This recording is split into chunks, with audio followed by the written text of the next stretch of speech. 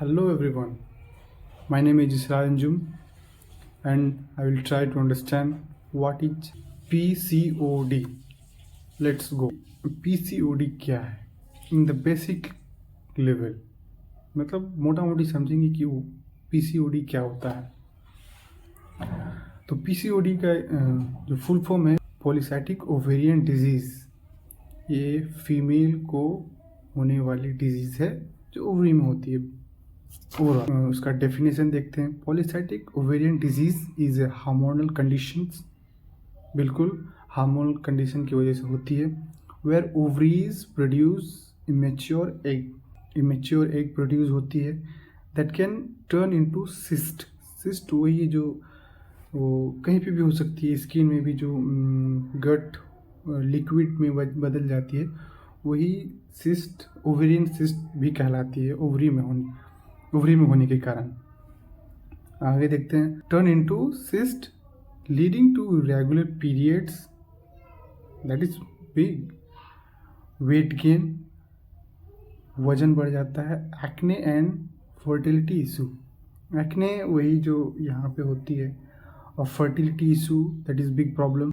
इसका symptom basically दिखेगा irregular और एब्सेंट मेंस्ट्रुअल पीरियड्स, पहला. दूसरा एक्सेसिव वेट गेन.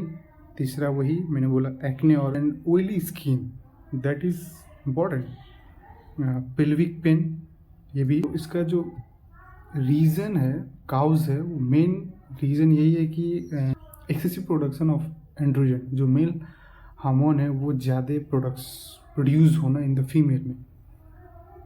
और अगला जो poor diet, lack of exercise, ये सब भी मैटर करता है कि आप इस चीज़ को मैनेज कर सके. डेली किस तरह से आपको डाइट लेनी है, एक्सरसाइज वगैरह, और नो स्ट्रेस में रहना, किस तरह से अपने आप को वेल मैनेज रखना भी मोस्ट इम्पॉर्टेंट है. नहीं तो आपको सिर्फ PCOD नहीं, बहुत सारी डिजीज़ हो सकती है, खास करके जो फीमेल है. अब हम देखेंगे कि नॉर्मल हार्मोन रेशियो क्या है in the PCOD female and non PCOD female, दोनों में हम ट्राई करेंगे. नॉर्मल वीमेन है, उसका जो हार्मोनल रेशियो FSH मतलब फॉलिकल स्टिमुलेटिंग हार्मोन, और LH उसका रेशियो है 1:1. और इन PCOD वीमेन उसमें 1:3, मतलब डिफरेंट है, बिग डिफरेंट है. और इस पर हम सिंपल वे में समझेंगे कि व्हाट इज PCOD.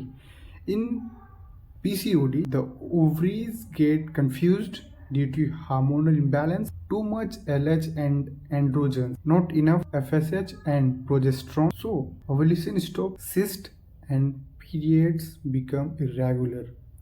सिंपल तरीका है. उम्मीद है कि आप लोग समझ गए होंगे कि what is PCOD in basic level.